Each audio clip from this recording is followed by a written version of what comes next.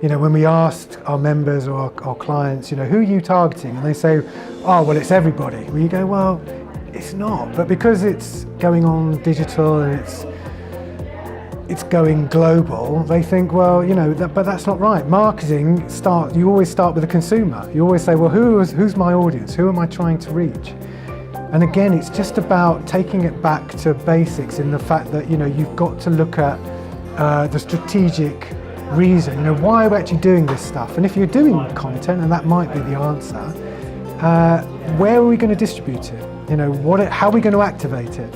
You know, all these basic things that you think, well, I'm sure these brands kind of get that, but a lot of them really don't.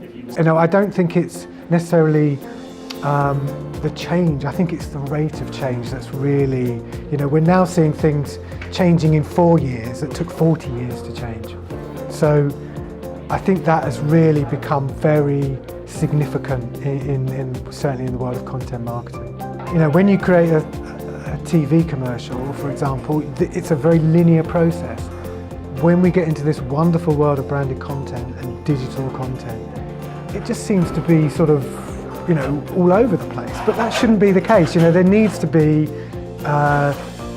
the journey has to be the same, or there needs to be something mapped out. Again, that's why we talk a lot about best practice. I think team is absolutely imperative. I think, you know, that we live in a very collaborative world, and actually there are platforms now where you can put out a brief and you'll get back 30, 50, 100 films, ideas. You know, it's a wonderful world of collaboration, a wonderful way of working together.